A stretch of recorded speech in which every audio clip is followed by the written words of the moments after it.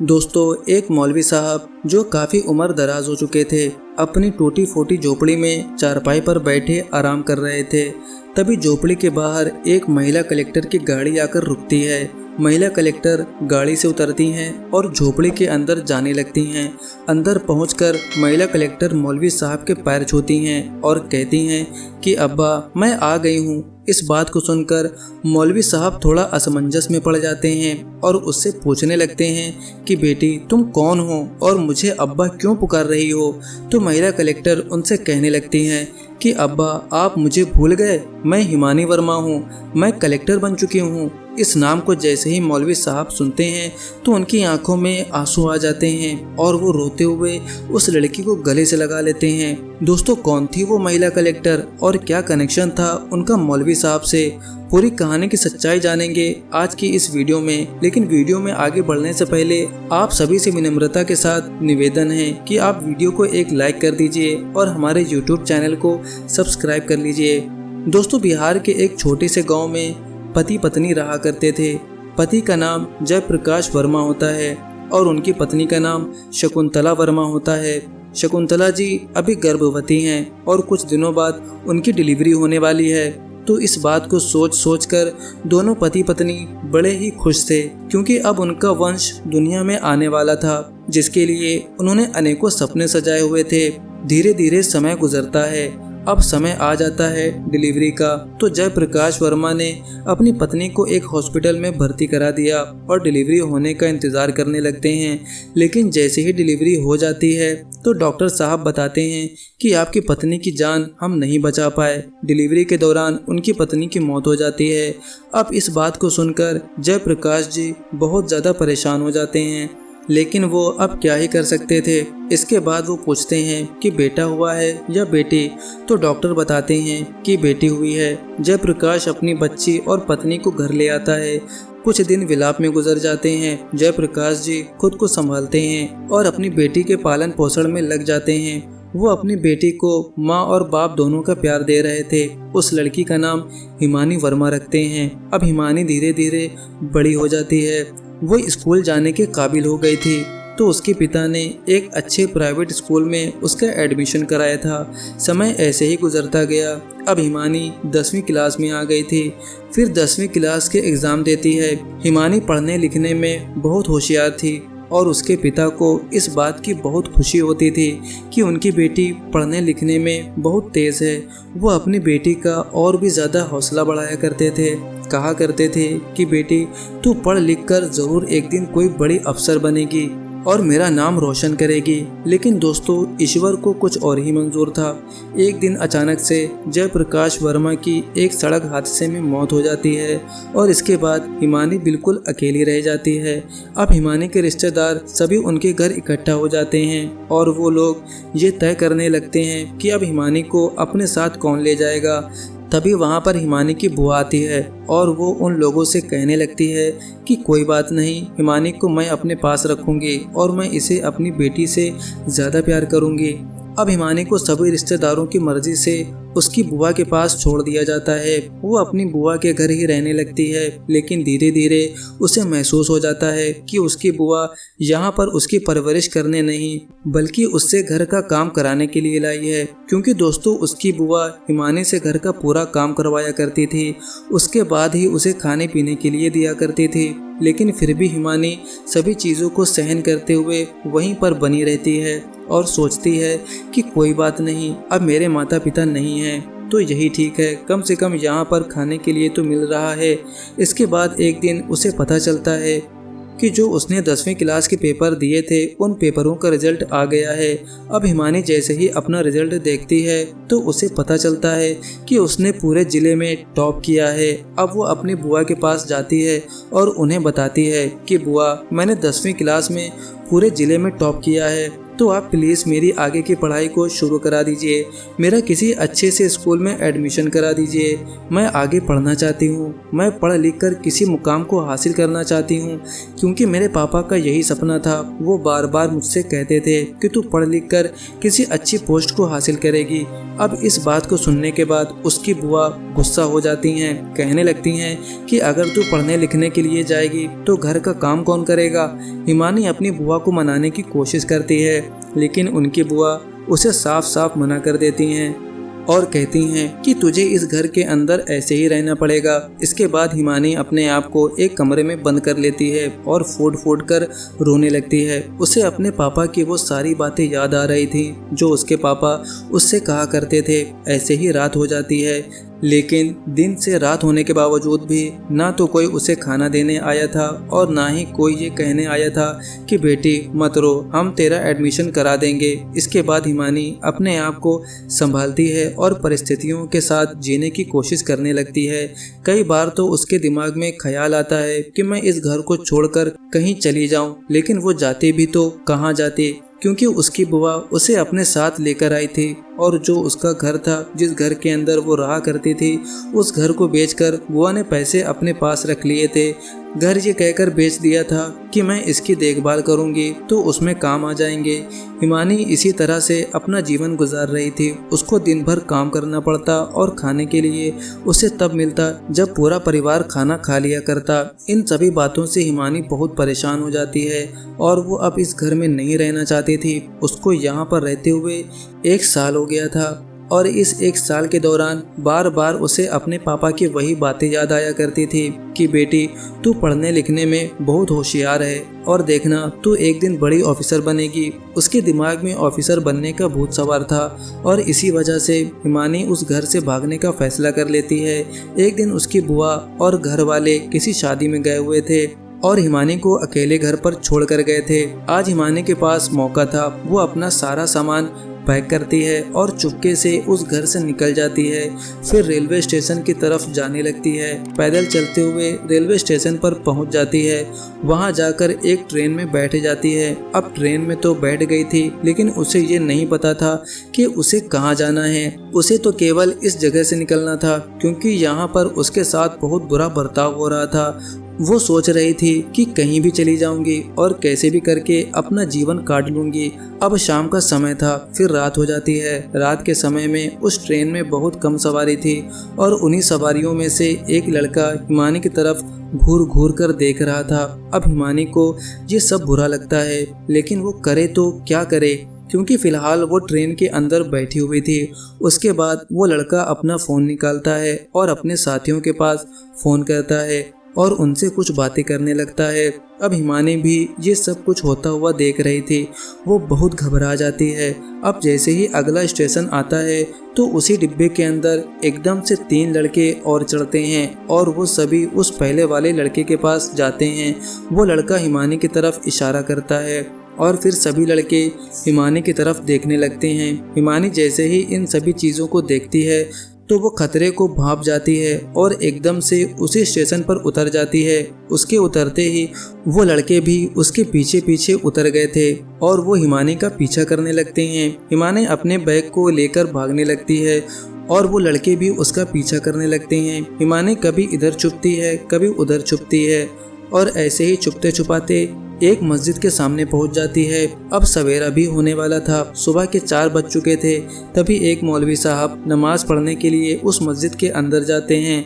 अब जैसे ही हिमानी मौलवी साहब को उस मस्जिद के अंदर जाते हुए देखती है तो वो उन्हें बाबा कहकर मदद मांगने लगती है। अब इस आवाज़ को वो लड़के भी सुन लेते हैं, लेकिन इतनी ही देर में मौलवी साहब हिमानी को मस्जिद के अंदर बुला लेते हैं। वो हिमानी से पूछने लगते हैं कि बेटी तू कौन है, कहाँ से आई है और यहाँ इतनी सुबह सुबह क्या कर रही है। हिमानी रोते हुए उनको बताती है कि मैं कहीं जा रही थी और रास्ते से 4 लड़के मेरे पीछे लग गए। मौलवी साहब को बताती है कि वो लड़के बाहर खड़े हुए हैं। तो मौलवी साहब मस्जिद से बाहर निकलते हैं और उन लड़कों को धमकाकर भगा देते हैं। वो लड़के भी सोचते हैं कि लड़की मस्जिद के अंदर जा चुकी है और हो सकता है कि मस्जिद के अंदर और भी व्यक्ति हों, इसी वजह से वो भी डरकर वहाँ से चले जाते हैं।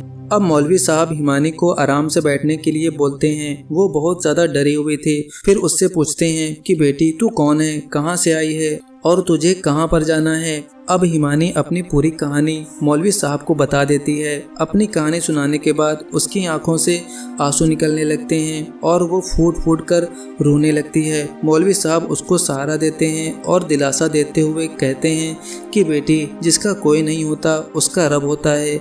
अब तू किसी भी बात की चिंता मत कर, तुझे आगे ज़िंदगी में क्या करना है तू मुझसे बता। तो वो कहती है कि बाबा मुझे पढ़ लिख कर किसी बड़ी पोस्ट को हासिल करना है। तो पूछते हैं कि तू कहाँ जाना चाहती है। तो हिमानी कहती है कि बाबा अभी तो कोई मंजिल तय नहीं है, लेकिन मुझे पढ़ाई करनी है, ये तो तय है। मौलवी साहब कहते हैं कि बेटी अब तू जवान हो रही है और तेरे साथ जो ये अभी अभी हुआ है ऐसा बार बार हो सकता है, तो तुझे किसी घर की ज़रूरत है। तू ऐसा कर इतने दिन हमारे घर रह सकती है। मेरी बीवी और मैं हम दोनों ही रहते हैं, हमारी कोई औलाद भी नहीं है। फिलहाल तू यहाँ अपनी पढ़ाई करना और आगे की पढ़ाई करने के लिए अच्छे शहर चली जाना। अब हिमानी मौलवी साहब के घर में रहने लगती है। मौलवी साहब की उम्र 50 साल थी। उनकी बीवी हिमानी का ख्याल अच्छी तरह से रखा करती थी।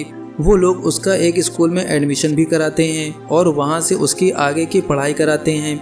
हिमानी की परवरिश वो मानो अपनी बेटी की तरह करते हैं। धीरे धीरे ऐसे ही 2 साल बीत जाते हैं और 2 साल में हिमानी ने अपने स्कूल की एजुकेशन को कंप्लीट कर लिया था। और जैसे ही हिमानी की 12वीं कक्षा का रिजल्ट आता है तो सभी गांव वाले इस बात को देखकर बड़े हैरान हो जाते हैं कि इस लड़की ने 12वीं कक्षा को बड़े अच्छे नंबरों से पास किया है। हिमानी को भी इस बात की बड़ी खुशी होती है और वो मौलवी साहब के साथ इस खुशी को साझा करती है और उन्हें बताती है कि अब्बा मैंने बहुत अच्छे अंकों से 12वीं कक्षा को पास किया है। तो उसके अब्बा उससे पूछने लगते हैं कि बेटी आगे क्या करने का इरादा है। तो वो कहती है कि अब्बा आगे की पढ़ाई करने के लिए मुझे शहर जाना है। तो मौलवी साहब उसके शहर जाने का इंतज़ाम करते हैं, थोड़े बहुत पैसे भी उसको देते हैं और कहते हैं कि बेटी अगर और पैसे चाहिए होंगे तो मुझे बता देना, मैं तेरे पास पैसे भेज दिया करूँगा।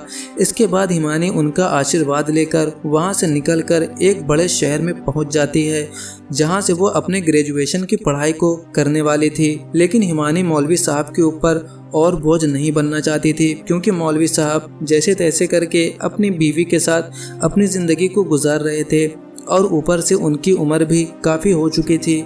तो वो नहीं चाहती थी कि वो मौलवी साहब के ऊपर बोझ बने। तो इसी वजह से वो शहर में इधर उधर काम ढूंढने लगती है। काम ढूंढते ढूंढते वो एक बुजुर्ग व्यक्ति के होटल पर पहुंच जाती है और उस होटल के मालिक से काम के लिए पूछने लगती है। अब होटल का मालिक पहले उस लड़की की तरफ देखता है और उससे पूछता है कि बेटी तू क्या काम करेगी। तो वो बताती है कि बाबूजी मैं पढ़ी लिखी हूँ, आप जैसा चाहो वैसा काम मैं कर दूंगी, कोई भी काम हो वही चलेगा, लेकिन मुझे पढ़ने के लिए थोड़ा सा टाइम चाहिए होगा। उसके बाद होटल मालिक हिमानी के बारे में हिमानी से पूछने लगता है कि बेटी तू कौन है, कहाँ से आई है और किस वजह से तुझे काम चाहिए, क्या तेरे परिवार वाले तेरे साथ नहीं रहते क्या। तो उसके बाद हिमानी रो रो कर अपनी पूरी कहानी होटल के मालिक को सुनाती है। होटल का मालिक भी हिमानी की पूरी कहानी सुनता है तो वो भी भावुक हो जाता है और उससे कहता है कि बेटी कोई बात नहीं, अगर ऐसी बात है तुझे पढ़ना है तो तू यहीं पर रहकर पढ़ सकती है। तेरी पढ़ाई में जो भी मुझसे मदद होगी वो मैं करने के लिए तैयार हूँ और तुझे जैसा भी काम करना हो वैसा काम तुम होटल में कर सकती हो। जाने कि होटल मालिक अब हिमानी को आगे पढ़ाना चाहता था। इसका कारण ये था कि होटल मालिक की भी एक बेटी थी और उसको पढ़ाने के लिए होटल मालिक ने बहुत ही ज़्यादा जद्दोजहद की थी, लेकिन वो कुछ खास पढ़ाई नहीं कर पाती है। अब वो हिमानी के अंदर अपनी बेटी का प्रारूप देखते हैं और कहते हैं कि बेटी अगर तू पढ़ लिख कर बड़ी अफसर बन गई तो मैं अपने आप को धन्य समझूंगा। इसके बाद होटल मालिक उसकी पढ़ाई लिखाई का खर्चा उठाते हैं और साथ ही साथ हिमानी होटल पर ही काम करने लगती है। धीरे धीरे समय बीता और समय के साथ साथ हिमानी अपनी ग्रेजुएशन कंप्लीट कर लेती है और जैसे ही हिमानी की ग्रेजुएशन कंप्लीट होती है तो उसके बाद वो होटल मालिक से कहने लगती है कि बाबूजी अब मुझे आगे की पढ़ाई करने के लिए दिल्ली जाना पड़ेगा। तो होटल मालिक उसे खुशी खुशी दिल्ली भेज देता है और उसका पूरा खर्चा उठाने की जिम्मेदारी लेता है। वो हिमानी का खुद जाकर एक अच्छे से कोचिंग सेंटर में एडमिशन कराता है और उसके रहने खाने पीने का इंतज़ाम करा देता है। हिमानी मन लगाकर मेहनत करती है और मेहनत करने के साथ धीरे धीरे कुछ समय बाद हिमानी डिस्ट्रिक्ट कलेक्टर बन जाती है। अब जैसे ही वो डिस्ट्रिक्ट कलेक्टर बनती है तो ये खुशखबरी सबसे पहले वो होटल मालिक को देती है कि बाबूजी मैं जिला कलेक्टर बन गई हूँ। होटल मालिक इस बात को सुनकर बड़ा ही खुश होता है। इसके बाद हिमानी ट्रेनिंग के लिए चली जाती है और अपनी ट्रेनिंग कंप्लीट करने के बाद एक जगह पर उसकी पोस्टिंग हो जाती है। अब हिमानी के पास सरकारी गाड़ी थी, सरकारी घर था, उसे अब किसी बात की कोई परेशानी नहीं थी। इसके बाद जो होटल मालिक होता है वो एक दफ़ा उससे मिलने के लिए भी जाता है। हिमानी उनका अच्छे से वेलकम करती है और बाबूजी बाबूजी कहकर उनको संबोधित करती है। अब होटल मालिक जैसे ही उससे मिलने के लिए आया था तो एकदम से उसे उन मौलवी साहब की भी याद आ जाती है, क्योंकि मौलवी साहब और उनकी बीवी ने भी उसके साथ बहुत ही अच्छा व्यवहार किया था और 2 साल तक उसकी देख रेख की थी और 12वीं क्लास तक उसे शिक्षा दिलाई थी। इसके बाद हिमानी मौलवी साहब से मिलने का मन बना लेती है और अपनी सरकारी गाड़ी में बैठकर सीधा मौलवी साहब के घर चली जाती है। अब इन बातों को लगभग 7 साल बीत गए थे और 7 साल बाद हिमानी एक कलेक्टर साहब के भेष में सीधा उस घर पर पहुंचती है जहां वो कभी मौलवी साहब और उनकी बीवी के साथ रहा करती थी। वहां पहुंचने के बाद वो देखती है कि जिस घर में कभी वो रहा करती थी वो घर फिलहाल नहीं है। उस घर की जगह एक टूटी फूटी झोपड़ी बनी हुई है। तो हिमानी उस झोपड़ी के अंदर जाने लगती है। सामने मौलवी साहब अपनी चारपाई पर बैठे हुए थे और हिमानी की तरफ असमंजस भरी निगाहों से देख रहे थे। हिमानी जाकर उनके पैर छूने लगती है तो मौलवी साहब उससे कहने लगते हैं कि बेटी कौन है तू और मेरे पैर क्यों छू रही है। तो हिमानी उनसे कहने लगती है कि अब्बा आप मुझे भूल गए, मैं हिमानी वर्मा हूँ, मैं एक ज़िला कलेक्टर बन गई हूँ। अब जैसे ही मौलवी साहब हिमानी का नाम सुनते हैं और उन्हें पता चलता है कि वो जिला कलेक्टर बन गई है, अब मौलवी साहब फूट फूट कर रोने लगते हैं और रोते हुए हिमानी को गले लगा लेते हैं। अब जब मौलवी साहब की झोपड़ी के सामने एक बहुत बड़ी कार आकर रुकी थी तो गांव के लोगों में हड़कंप मच जाता है और सभी सोचने लगते हैं कि मौलवी साहब ने ऐसा क्या कर दिया जो इनकी झोपड़ी पर इतने बड़े बड़े लोग आए हैं और साथ में पुलिस भी है, क्योंकि हिमानी के साथ सुरक्षा कर्मियों की गाड़ियां भी थी। तो सभी गांव के लोग वहां पर इकट्ठा हो गए थे। उसके बाद जैसे ही सभी लोगों को पता चलता है कि ये वही हिमानी है जो 2 साल तक इसी गांव में रही थी, तो सभी लोग हिमानी की इस कामयाबी की बेहद खुशी मनाते हैं और हिमानी को बहुत ही ज़्यादा प्रोत्साहित करते हैं। अब हिमानी मौलवी साहब से कहती है कि बाबा अम्मा कहाँ हैं, दिखाई नहीं दे रही। तो बाबा बताते हैं कि बेटी उनको गुजरे हुए 3 साल हो गए हैं। ये बात सुनकर हिमानी रोने लगती है और कहती है कि अब्बा चलो अब आपको यहाँ नहीं रहना है। पहले तो मौलवी साहब उससे मना करते हैं, कहते हैं कि बेटी मुझे यहीं पर रहने दो, लेकिन हिमानी उनसे जिद करती है और कहती है कि बाबा आपको मेरे साथ चलना होगा और मैं आपकी सेवा करना चाहती हूँ। लेकिन मौलवी साहब उससे कहते हैं कि बेटी यहाँ पर पास में मस्जिद है तो मैं वहाँ पर जाकर नमाज पढ़ लेता हूँ, लेकिन मैं वहाँ ये काम कैसे करूँगा। तो हिमानी उन्हें बताती है कि जहाँ पर मेरा घर है उससे थोड़े दूर पर ही एक मस्जिद है, वहाँ जाकर आप नमाज पढ़ लिया करना। अगर आपको ये लगता है कि मैं एक हिंदू हूँ तो ये चीज़ अपने दिमाग से निकाल दीजिए, क्योंकि आपने जिस वक्त मेरी मदद की थी तो आपने ये चीज़ नहीं देखी कि मैं हिंदू हूँ या मुस्लिम हूँ। आपने इस चीज़ का बिल्कुल भी भेदभाव नहीं किया था, तो मैं भी आपकी सेवा इसी तरह से करूंगी। आप मेरे पिता समान हो और पिता की तरह ही मैं आपकी सेवा करना चाहती हूँ। ऐसा कहकर हिमानी मौलवी साहब को अपने साथ ले जाती है और उसकी इस बात को देखकर गांव के सभी लोग वाह वाह करने लगते हैं। मौलवी साहब उसके घर में रहा करते हैं और पास वाली मस्जिद में नमाज अदा करने चले जाया करते हैं। हिमानी मौलवी साहब की अच्छी तरह से देखरेख किया करती है और जब कभी हिमानी से कोई मिलने के लिए आया करता है तो वो मौलवी साहब को घर के अंदर देखकर बड़ा ही हैरान हो जाता है। लेकिन जब हिमानी पूरी कहानी उनको बताया करती है तो वो लोग भी हिमानी की तारीफ किया करते हैं और कहते हैं कि ये होती है असली इंसानियत। कभी कभी वो होटल मालिक भी उससे मिलने के लिए आया करता है, अपने सह परिवार और अपनी बेटी को हिमानी को दिखाकर बताया करता है कि ऐसी होती है बेटियां। हिमानी दोनों का अपने पिता की तरह मान सम्मान किया करती है। होटल मालिक अपने घर में रहा करते हैं लेकिन मौलवी साहब उनके पास ही रहा करते हैं। और कुछ दिनों बाद हिमानी ने अपने बराबर के रैंक वाले एक अधिकारी से शादी कर ली। शादी होने के बाद हिमानी ने अपने पति से साफ साफ कह दिया कि ये मेरे पिता हैं और अगर तुम्हें मेरे साथ रहना है तो तुम्हें इनकी सेवा भी करनी होगी। हिमानी का पति जैसे ही पूरी कहानी को सुनता है कि किस तरह से हिमानी IAS ऑफिसर बनी है और किस समय में मौलवी साहब ने उनका साथ दिया था, तो जो हिमानी का पति होता है उसकी आंखों में भी मौलवी साहब की इज्जत और भी ज़्यादा बढ़ जाती है और वो भी उनकी अच्छी तरह से देखभाल करने लगती है। तो दोस्तों, ये थी कहानी एक लड़की की जिसके माता पिता उसको बचपन में ही छोड़कर चले गए, लेकिन उसके बाद भी उसने अपने मुकाम को हासिल किया और कामयाब होकर इस समाज में दिखाया। आप क्या कहना चाहते हो मौलवी साहब और होटल मालिक जैसे व्यक्ति के बारे में? आपकी जो भी राय है हमें कमेंट करके अवश्य बताइए। अगर कहानी आपको ज़रा भी पसंद आई है तो प्लीज़ वीडियो को एक लाइक कर दीजिए और हमारे YouTube चैनल को भी सब्सक्राइब कर लीजिए। मिलते हैं फिर से एक नई और इंटरेस्टिंग कहानी के साथ। तब तक के लिए धन्यवाद। जय हिंद, जय भारत।